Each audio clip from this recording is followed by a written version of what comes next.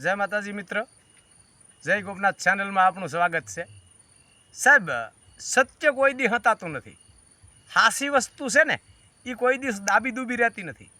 હાસી વસ્તુ આજ નહીં તો કાલ દુનિયામાં બહાર આવવાની જ છે. સાહેબ હકીકત એક બની ગયેલી ઘટના, અને મેં ઘણા વાર તમને કહું છું કે જે કહેવું એ તમને સત્ય અને હાસું જ કહેવું છે. સાહેબ આમ આમ આમ આમ એક હાવ ખેડૂત ગરીબ વર્ગ, અને જૂના સમયમાં વાણિયા પાસેથી ઉપાડ લેવો પડતો, જેને કઢારો કહેવામાં આવતો. ગરીબ ખેડૂત અને ઘરની પરિસ્થિતિ ખરાબ.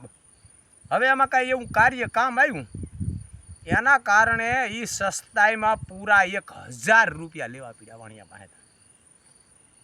સાહેબ ખરેખર 1000 રૂપિયા વાણિયા પાસેથી ઉપાડ લીધો છે, અને આમ 6 મહિના વરહદીના ગાળે લીધો.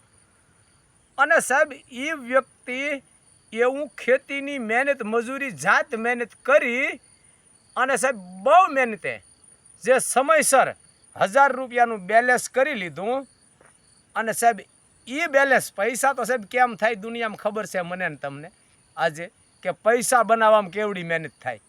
એ સમયમાં તો સાહેબ બહુ સસ્તાઈ અને બહુ પૈસાની કિંમત હતી, પણ એ ખેડૂતે અતિ મહેનતે, એટલે કે બહુ મહેનત કરી અને 1000 રૂપિયા મેળવ્યા.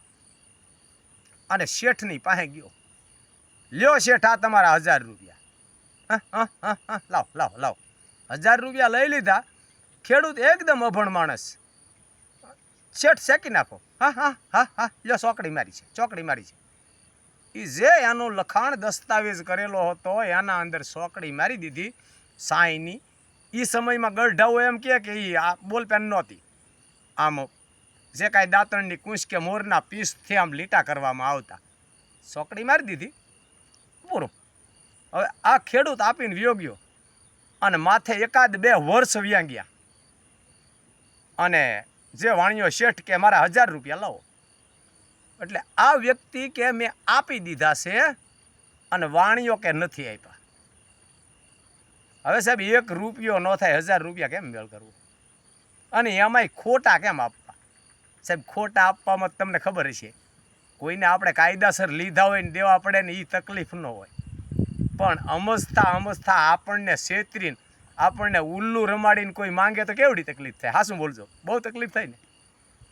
પણ ખેડૂત ગરીબ હતો, એનું કોઈ માને એમ નહોતું. મેં આપી દીધા, શેઠ કે નથી આપ્યા, મેં આપી દીધા, શેઠ કે નથી આપ્યા. આવી રગઝગમાં ત્યારે સૌરાજ નહોતા સરપંચ પાસે જાય. ગામની અંદર પટેલ હોય, મુખી હોય, એને દલીલ કરી, એનાથી આ આંટો ન ઉકલ્યો. છેલ્લે રાજમાં ગયું. રાજા પાસે દલીલ વાણીઓ લઈને જો કે ખેડૂત મારા 1000 રૂપિયા દેતો નથી. ખેડૂતને બોલાવવામાં આવ્યો, અને ખેડૂત ધ્રુજતા અવાજે કીધું, રાજાજી મેં આપી દીધા છે, મેં ખરેખર આપી દીધા છે. માણસ ગુનેગાર અને ન ગુનેગાર એની વાત ઉપર પકડાઈ જાય. એક અમારે ભાઈ અમારે આમ બાજુના ગામમાં ચોરી થયેલી, નાનો એવો પ્રસંગ કહી દઉં વચ્ચે. હવે એમાં ચોરી કરતી વેળાએ જૂના સમયમાં ટૂંકી બંડીઓ પહેરતા ધોળી. હવે આને કાંઈ ભીખ થઈને ધોળી બંડી જાય ઠેરાણીને ચોર બંડી મૂકીને વયો ગયો, બંડી પડી રહીને વયો ગયો. સવારે સાહેબો આવ્યા. સાહેબો એમ કે ભાઈ ચોર, એ કે સાહેબ એની બંડી પડી રહી ગરદણી. કે બાજુવાળા ભાઈ એક વીટ્યા, એ કે ભાઈ અહીં આવો તો. આવ્યા. હું કે આ બંડી પહેરો તો. એણે બંડી પહેરી, કે જવો બંડી તમને થઈ રહી, તમે જ ચોર છો. હવે આને કોણ સમજાવે? હાંગલા બોલે બહુ મહેનત કરી, ઉપરવાળાને યાદ કર્યા. એ કે આમાંથી નીકળવામાં એને મગજમાં આવ્યું, એને બંડી કાઢી નાખી. સાહેબ તો કે તમે પહેરો તો. સાહેબને બંડી પહેરે, સાહેબ નહીં થઈ રહી. એ કે તમે જ ચોર છો બોલવો.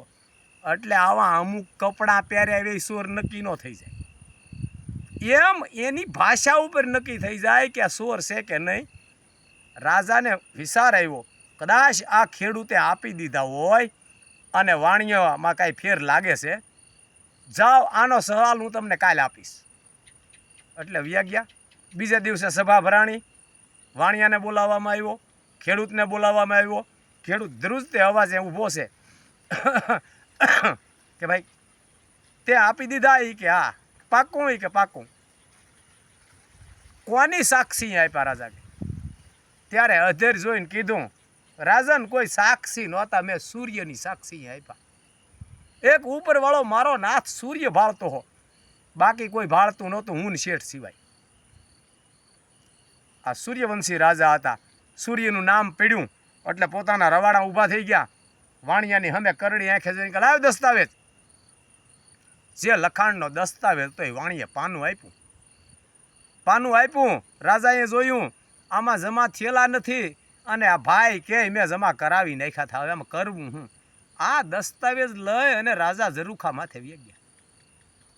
ઝરૂખા માથે વિચાર કરે ને સૂર્યનારાયણને સામે જોવે, પ્રભુ આમાં સત્યનો માર્ગ બતાવે એમ કે આમ જા દસ્તાવેજ કર્યો સૂર્ય હમે તા સોખી આડી સોકડી બતાણી.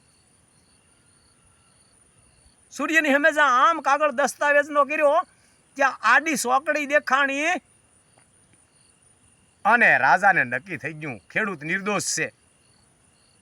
દસ્તાવેજ લઈને નીચે આવ્યા અને બે સિપાહીઓને બોલાવ્યા કોરડા લઈને. શેઠનું રિમાન્ડ લ્યો, હાસું હું છે એમ. પણ ભાઈ વાણિયા થોડા માર ખમીએ કે બે કોરડા ઓલો દીધા કે બાપુ આવી જાય છે પૈસા માટે દેશો કે એમ નહીં, આપ્યા છે ખેડૂત એક નહીં, હાસું બોલ.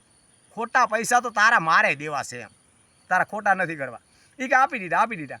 એ કે તો આમાં કઈ રીતે કર્યું? એ કે ત્યારે વાણિયો આખો થથરતો કીધું, જ્યારે મેં શેક્યું ને અને ભાઈ વિયો ગયો ને ત્યારે મેં એના માથે મોરસના ખાંડના દાણા આખા સોપડા માથે ભભરાવી દીધા અને પછી ખુલ્લામાં મૂકી દીધું.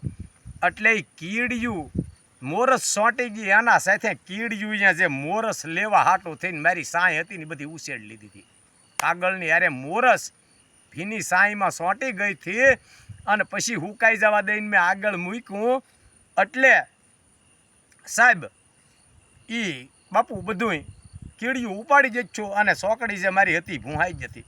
અને હું ખેડૂત પહેલી પાછા પૈસા લેવા ઈસવા હાટું થઈને મેં આવું કાળું કામ કર્યું હતું, હવે તમારે મને સજા દેવી હોય દ્યો. ત્યારે રાજાએ સૂર્યની સામે જોઈને કીધું, ખેડૂતનો ખંભો થાબડીને કીધું કે ઇન્સાની ખેડૂતોમાં હોય. એટલે દુનિયામાં કીધું છે ખેડૂત છે એ દુનિયાનો તાત છે, એનામાં સત્ય હોય છે અને હોય છે. એના નામ રીએ એટલે કીધું નામ રહનતા ઠકરા નાણાં ન રહનતા. સાહેબ કીર્તિ નામે કોટડા એ પાડ્યા ન પડનતા.